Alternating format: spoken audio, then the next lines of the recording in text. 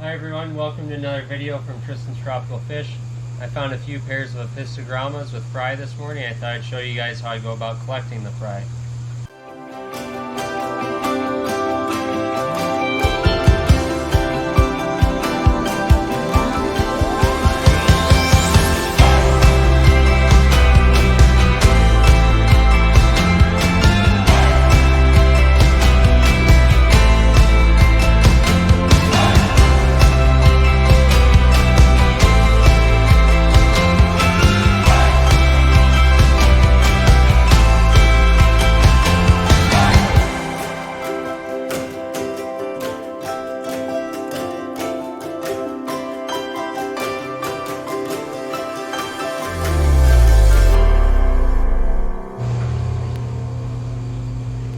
This morning I discovered wigglers in both my wild-caught Apistogramma erythraea pair tank as well as my Apistogramma magmasterite gold tank.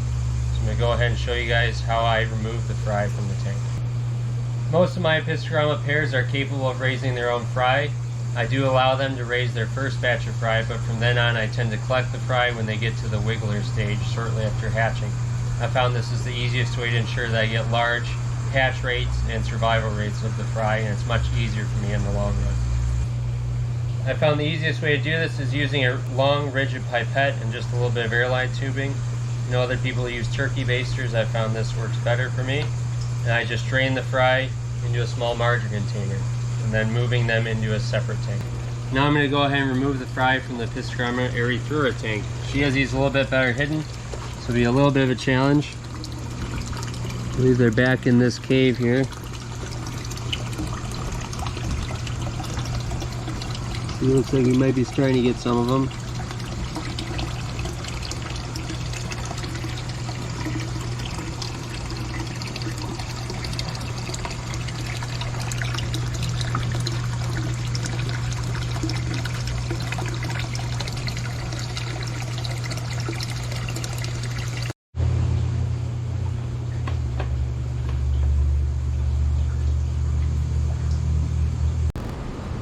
Now that I have these collected, I'm going to go ahead and put these in our water bath. This is a container heated to about 78 degrees. I put these 2.5 gallon tanks inside of it. I'm going to go ahead and put the wigglers into these tanks. Just fill up with the same water from the tank that they came from.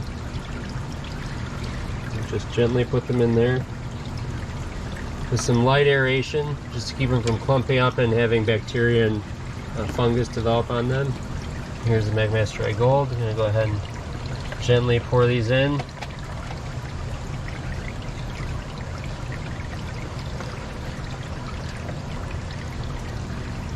And I like using this just as a early stage developmental location for the fry. I keep them in here for about a week to 10 days until they're free swimming, eating baby brine shrimp regularly.